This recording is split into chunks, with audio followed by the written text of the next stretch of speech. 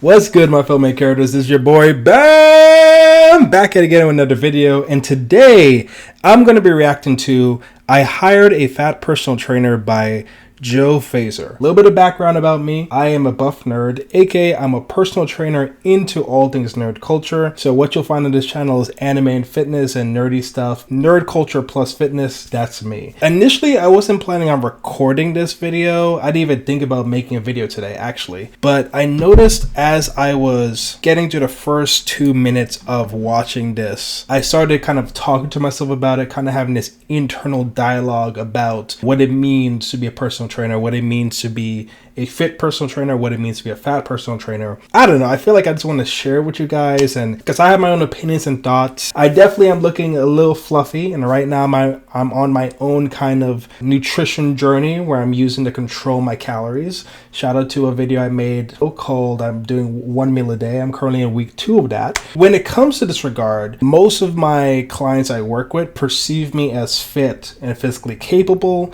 But if you're a highly fit person, like if you're a bodybuilder or someone that's really shredded, you'll look at me as like, yeah, he's strong, yeah, he's muscular, but he could afford to lose a couple pounds, right? And so I kind of exist a little bit in that avatar bridge between fit and not fit a little bit right now. Anyways, we're just going to get into this. I'm going to give my thoughts and opinions while we go through this video. Yeah, let's do it. 9 plus 1. All the way. 10. This personal trainer charges £50 for a session. What do you think of this? 50 pounds is not bad. You see, when you think of a personal trainer, I assume you're imagining big muscles, toned abs, you know, just a person who's in great shape. This is probably not what you imagine. But nowadays, scrolling through social media, I see people who aren't necessarily in the best shape being personal trainers and giving out advice. Hi, I'm Roy. I am a fat personal trainer. My name is Carrie. I'm a personal trainer and a powerlifter, and this is what my body looks like. But there are people online who think this is completely wrong.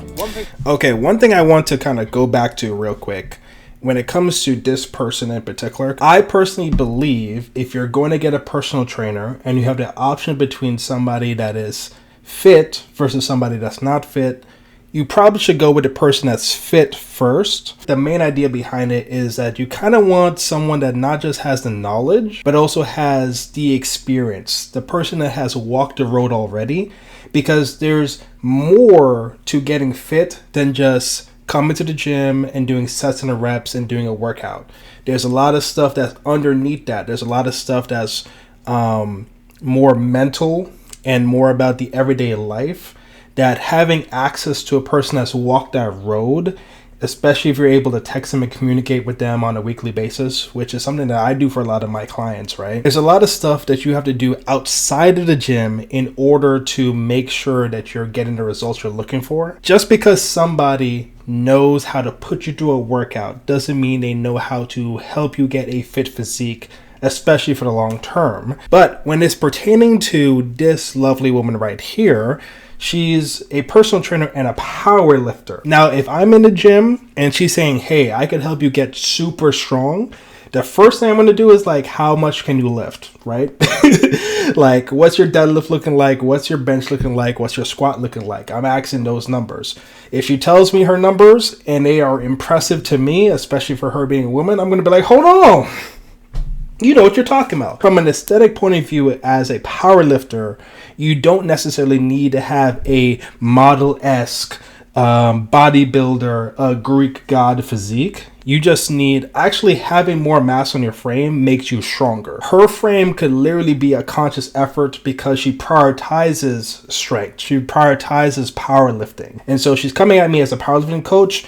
Oh yeah, we could talk. But if she's coming to me as a body transformation coach, But there are people online who think this is completely wrong. One thing I've never understood is PTs are out of shape. If you're a fat personal trainer, you should be executed. What about PTs? that's a crazy comment. That's a crazy comment. There's clearly a big divide. Some people saying you don't need to be in shape to be a good PT, and others saying, well, no, there needs to be proof in the pudding. How you doing? Oh, I don't know. Good how to meet do you. this. Hello. Nice Hi. Okay.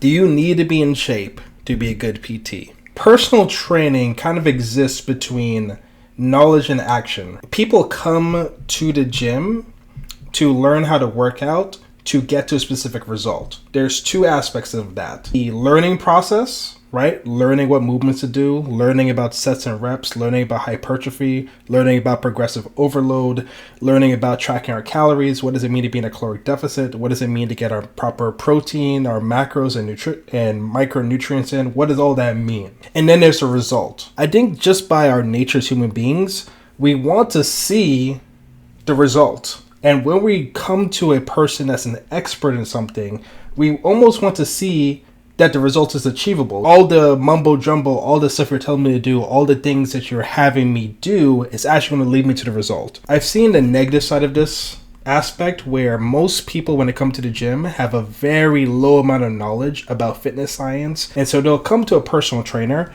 that looks fit and capable. The personal trainer will tell them a whole bunch of stuff to do for the hour to an hour and a half or 30-minute session, and the person just goes like, okay. As most people don't think super critically about what the trainer's telling them to do. They're like, hey, this guy's fit, I'll just follow what they're going to do and they're going to make me fit. Unfortunately, in the personal training or the fitness industry, there is a lot of snake oil salesmen. There's a lot of people that know how to make themselves fit or hit the genetic lottery in terms of having a physique that basically came from the genetics. But when you actually observe and watch them, you're like, dang, this guy's they're just making them do random stuff. And the person doesn't know any better. All they know is that they're leaving feeling sweaty and like burnt out and all that. So there is the other side of the argument. Just because somebody looks fit and capable doesn't mean they have the knowledge, right? But they do have a result. So it is possible for somebody that is not in shape to have the knowledge, right? To be a PT. Because if she's working at a gym, she at least has to have a certification. So she must know her stuff, right? And this is Bobby. Again, Or know enough to teach other people. PT, but on the opposite side of the argument to Rhiannon, saying you do need to be Solid physique. Shout out to him. I'm disgusted with Ooh, this is a little awkward to me. I don't know why we gotta make them beat each other or debate like this, you know? Morally correct for a personal trainer to be in shape. Morally correct is a wild thing to say, but hey, I'm with her with that. Morally correct is a weird thing to say. I don't know. Also, can I just say, guys, shout out to her for agreeing to be on the camera for this guy's YouTube video, because the backlash that she could be getting from a lot of people online is ridiculous. So shout out to her. Or is it normal client? Yeah. What does she mean by I'm not a normal client? I've never had somebody who's a gym goer. But surely you have Never had clients somebody who that's a come to you gym saying, "I goer. wanna build Interesting, some but muscle." you work in the so gym. We can work in I can never say this word, hypertrophy. Hypertrophy. Okay. Yeah. Mhm. We can work on Okay. that and we can do, sets, reps, all of that stuff. I can do that. But the difference is you know what you're doing, I think. Yeah. Whereas when I'm instructing, they don't know what they're doing. So this is where Rhiannon's a bit different as a PT. The time Okay, the first thing that comes to my mind, there's certain words that I can't pronounce either, like latissimus dorsi. Like there's certain body parts of the body that I have trouble pronouncing. So I'm not going to be utter booty about not being able to pronounce hypertrophy, right? But I don't know, there's just a lack of confidence I get when someone says, yeah, we could do all the sets of rep stuff, all that stuff like that. So something, I don't know. clients I help are people who they decide they want to do something, but then their anxiety is so high for whatever reason that they can't walk in the door because they don't know what then happened. I want to make it accessible for anybody to feel as though they can come. Rhiannon's goal is to get people who are scared of going to the gym into the gym and started. But she faces a lot of backlash online. It's like hiring a financial advisor who lives in a tent. If you can't take care of your own body, how can you give advice to others? I will say that's admirable. I will say that, and I truly mean that. She charges £50 for a session. Let's see what we get. So we'll be doing the military press, 3 sets, 8 to 10 reps. Okay, All nice and standard. tight. Yeah, and then drive it up, up, push, push.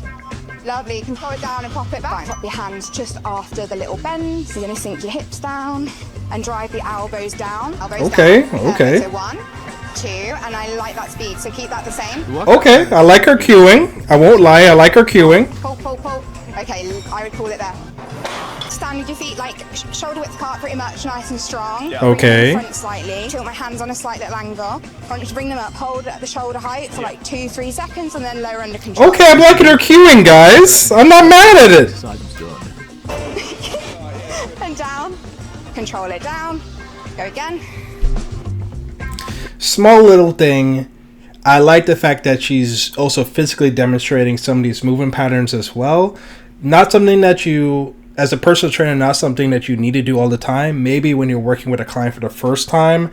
But if you have multiple clients in a day, I can't be doing a workout with you, man. Especially if I got my own workout to do. Can't do that. But I do like her demonstrating, and I do like her cueing. Like, it's good stuff. It's good stuff so far. Last one. 1, 2, 3. Control Okay, the real thing. Get your little workouts in. Okay, we're going to do alternate hammer curls, then we'll superset in with tricep push downs with this. Okay, so we got a solid upper body push-pull day. 24. More like The main thing I'd critique about this, arms and shoulders. Arms, shoulders, back, it sounds like. 14, I think. 16. Hey, I'd be like that too. 14, I think, as well. There was no chest exercise in this workout either, which for upper body I would have expected. If any of my clients see this, I'm joking. I'm never wrong with my counting. Never. That's it. Great speed, 7. Go on then. All the way. Okay, call it there. Okay. But to give credit to Rhiannon, she pushed me hard in a lot of sets. And as she said earlier, her main goal as a PT isn't the workout itself. I guess the big question is, what's your response to people saying that you shouldn't be a personal trainer? Honestly, my response is that the fact that they think that health and fitness is based entirely on weight, which is what they're judging me on. For me, health and fitness is not just about weight. It's everything from your mental health to your cardiovascular health. Anybody can be a personal trainer if they train and they qualify and they get insurance and they get a job and they can get clients. Fair enough. We finished off. Okay.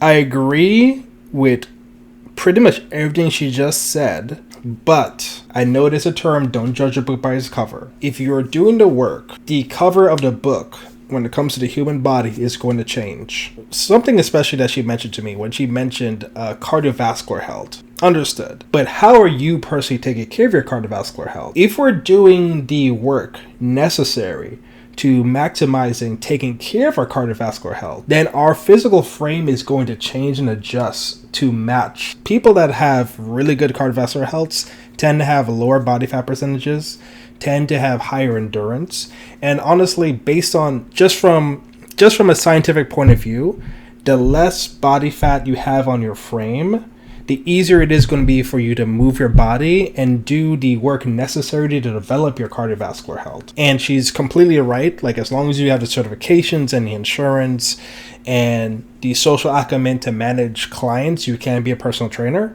But I don't know, when she said cardiovascular health, and there's a disconnect happening there for me. The session with abdominals. 18, 19, 20.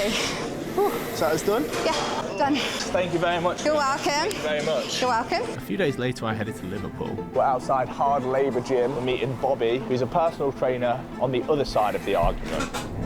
Hello. All right, good to meet you, mate. Good to meet you too, pal. Bobby has been a qualified personal trainer for 3 years and charges £40 a session. That is £10 cheaper than wow. She's cheaper. He's lady cheaper than yesterday. Vienna. Nice lady. What do you think of her? She's a PT. Just on honest opinion. The plus-size personal trainer. Technically speaking, it's a free country. You can do whatever you want. I just don't think it's morally correct to be a plus-size personal Said it trainer. again. Like, Morally to be a correct. PT, Why? You're promoting health and fitness, and that's just going against it. You wouldn't go to someone for business advice from someone who's never owned a business in their life. I agree with that. I agree with I don't that. think she could be she can, but I don't think it's morally correct. Now, Bobby I don't know about the morally correct part. The morally correct part is throwing me off. I don't know why he keeps saying that. We're going to be training push. Oh man, this man just did an upper body day with the other girl. Now he's doing an upper body day with this guy. Okay. That's one. stuff I've ever done. Give me one more. Squeeze. Aye. Also, pro tip for anybody that has never worked with a personal trainer before, especially if you're going to a commercial gym, they are going to give you a hard workout. I will argue and even say they're more likely going to give you the hardest workout they could possibly put you through. A lot of personal trainers think if they give you an incredibly difficult workout, you're going to see the value of training with them. That is not inherently true. Just because a workout is hard, just because a workout makes you breathe super hard and makes you almost feel like you're about to have an asthma attack and you're dripping on the floor and you can't feel your body, doesn't mean it was a good workout. Doesn't mean it's proper training that is actually beneficial to you. So just keep that in mind. Yeah, this man working hard, boy. This man working hard.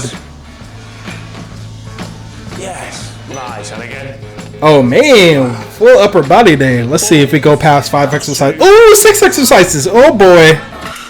Okay, we should be done, right? Absolute quality session, mate. Really well. Okay, done. okay, Nice solid. session. Complete, mate. You Mate, have it was a survived the session. It was a killer.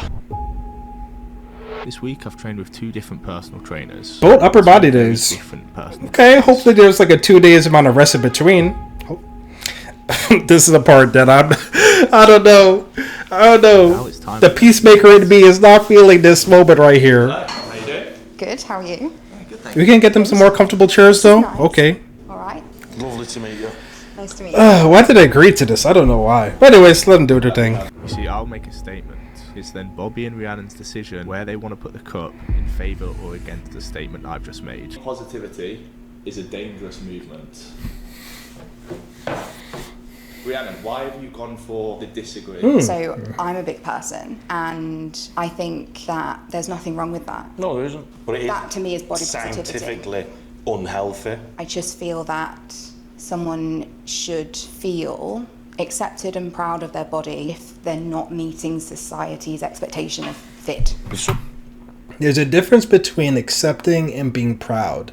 Accepting means I am comfortable and I'm okay with where I am at. Proud is a weird one. At least this is my personal opinion, and you guys let me know in the comment section down below. To me, to be proud of something, I put effort into things that I'm proud of. The things that I'm actually proud of are things that I've earned, things that I've committed energy to. I'm not proud of myself for getting out of bed in the morning, but I am proud of myself for doing 3 to 4 workouts per week because I know that's a hard thing for me to do. Someone's happy with the way they look, fine. You don't want help, yet you are saying, I feel good, I mentally feel good, physically, your body is screaming at you and saying, help. Yeah, I agree. It's why I'm not over here. It's okay to be overweight/obese.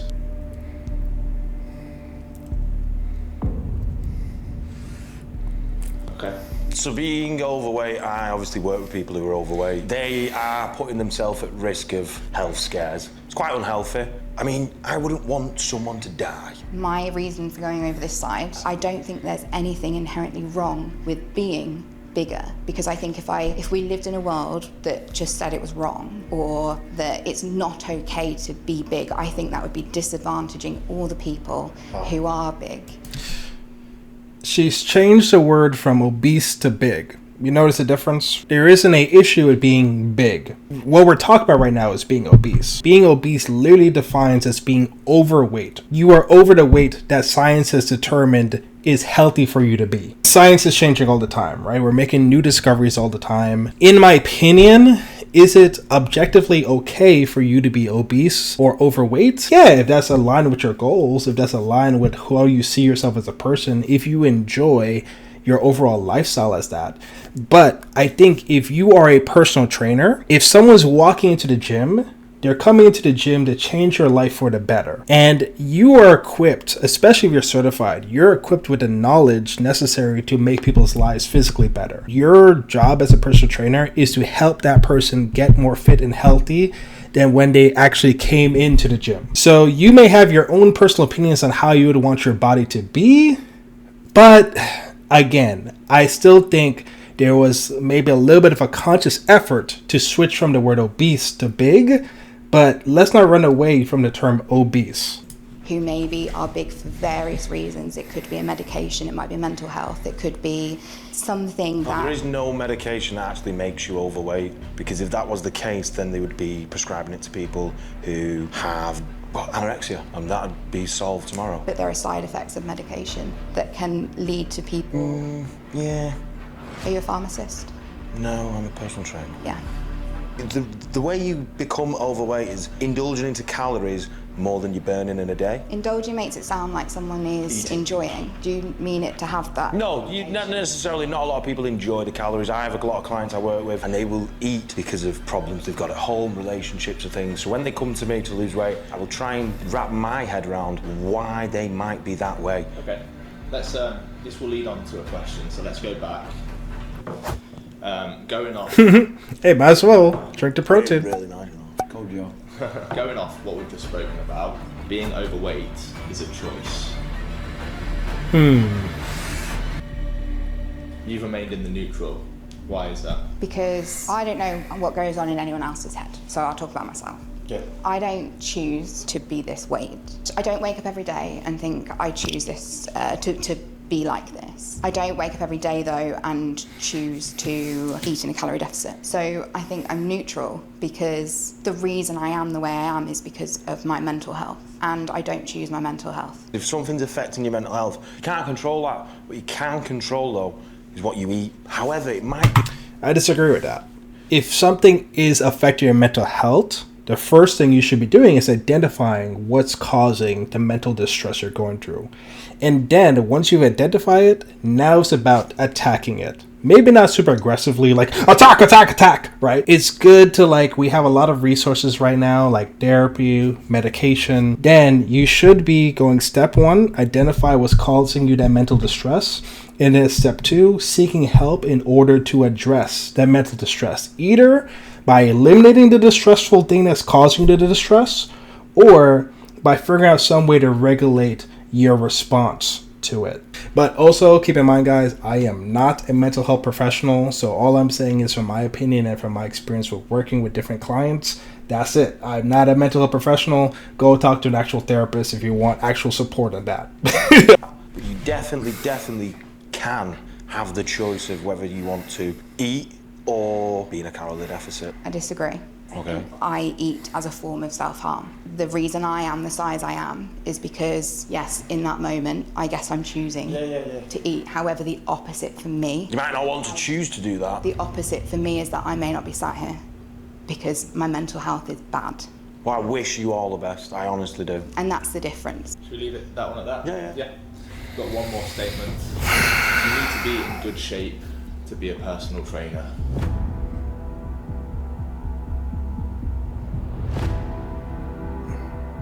So not necessarily, you don't need to be in top tier shape to be a personal trainer.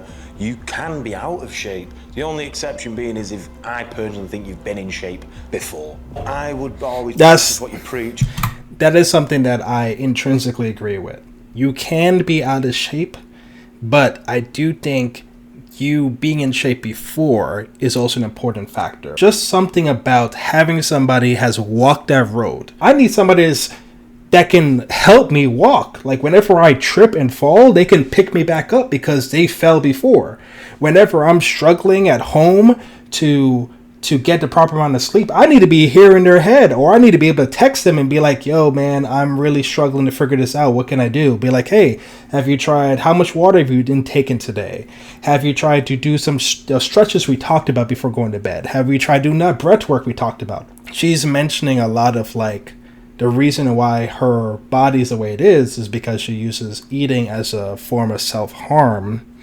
And I have a lot of sympathy towards that. But I think one of the reasons why people come to personal trainers is so that they can help them with those things. And if you're going to talk the talk, you better walk the walk, because it will be a lot more motivating for someone who can then see if you can do it. Oh, well, I can do it. Morally, for me, I would go to someone who's in shape, or at least has been in shape. I have a variety. I gotta push past the word morally. And shape. People come to me because I can relate to their challenges. I feel that if the difference to somebody starting a health and fitness journey is because there's a bigger personal trainer who they can relate to, and that personal trainer knows what they need to do to lose weight, but actually right now is focused on good mental health and just being stronger in the gym. If that personal trainer can help one big person, then they should exist and they should be able to be a personal trainer. I just personally wouldn't take advice off. Let's say, put it into example, I want to set up a business. I wouldn't go to someone who's never owned a business. But that would be like going to a personal trainer who's not a qualified personal trainer. That's different to this because I am qualified. I feel like it's just morally correct for a personal trainer to be. I don't know about morally correct. He keeps saying that. We need to scratch this morally correct thing. In shape, that's all. Morally correct. The idea that you think that the way I exist in the world and the job I choose to do is morally incorrect, which is pretty much what you've just said, really bothers me. I show people they don't need to look a certain way to join a gym. No, 100%. Without me putting myself out there and doing what I do, they would never walk through the gym door because the gym is overwhelming. The fact that you feel that me doing that job is morally not great has bothered me, because You can do it. That's what you can do it. You can do whatever you want. but it's morally incorrect. If you're out of shape, then So it's it's, unhealthy. Again, Can we define what he means by morally, though? It's just unhealthy. you say that your clients come to you because you are the body that they want. No, not necessarily. I've got women. I don't think women want to look like me. Okay, so in shape then. Well, yeah. My clients see success as me because mentally I'm existing in the gym. So Rhiannon, would you say that your main goal for your clients is not necessarily to get them into shape? Yeah, no, not at all. My main goal is to get them started on their health and fitness journey. 100%. But you think it's about getting in shape. I don't. And mentally. I just said mentally. But my thing is, like, I'm a personal trainer to help an individual do things safely. The exact same as me. I think with Bobby, it's We're always, both agreeing. it's always coming back to being in shape, though. I am a personal trainer to help individuals come into a gym and safely navigate equipment and how things work. It's not about being in I 100% do that too. I've helped so many people. I think there's not a like a strong difference between what they both do. I think the primary motivation behind what they do is different. For what she's saying, she's motivated to help people get started and to feel comfortable in their body and to just come into the gym and move, right? While he's more like objective, right? The objection is you came in to get to a specific result. I'm here to get you to the result. She's just here to get you started, right? She's just here to get you comfortable. She's just here for you to come in here, feel safe, feel comfortable, feel respected and honored for being here. And I think that's admirable. I do think for a long-term business practice, if you want to maintain clients for a long period of time, you're probably not going to maintain clients for a long period of time, because most people, when they walk into the gym, they walk in to get results. Yourself. I wouldn't go to you as a personal trainer personally. No worries, that's fine. Why is that? I want someone who isn't going to make me feel bad for existing in this body. I don't want you to feel bad. I want to help you. The approach is very different though, and I think I really don't think it I is. think it is, and I think we appeal to different people, and fundamentally, I think that's the difference. Disagree. In my job, I exist in the gym to bring people in, show them how to do things safely. Brilliant. I do that too. But I'm morally incorrect, and you're morally right, so what's the difference there? Well, I would say I'm physically healthy and you are physically unhealthy. That's the only difference. I'm not saying I'm better nor worse. The question being, is it okay for a personal trainer to be in shape or out of shape? I would say a personal trainer has to be in shape. It's a health industry. It's a fitness industry. Yeah. You've got to be healthy. You don't have to be though. No, you don't. That you've got free will. You can do whatever you want. I hope you carry on doing your job and you keep continuing to help people. It's all that matters at the end of the day. You're actually helping people, so... Oh, well done. I mean, yeah. I really believe that our client base is different, and I think that's what's bothered me, is that every time I've said it, you have point blank told me no, they're the same. I can see where you're coming from, totally. You will have different clients. We don't have the same clients. But I do have clients, probably with similar attributes. It's very clear that these two just don't agree. But what side of the argument are you on? Great video overall. It's interesting because people's bodies are always going to be different and people are going to have their own standards and stuff. Overall, shout out to those two for having the courage and being willing to have that conversation. I know that was hard for both of them. And shout out to them for doing good work and like doing their part to make life more healthy and better for each person. My personal opinion about this as a personal trainer and as someone that's been working out for a long time, I personally value someone that has walked the road before. But ultimately, at the end of the day, if that person helps you to get to the results you're looking for, go for it. Anyways, my fellow main characters, thank you so much for watching this video. Let me know your thoughts and opinions down below in the comment section. But yeah, like, comment, and subscribe, and always remember that you are the main character of your own story. My name is Bam. I'll catch you guys in the next one. Peace.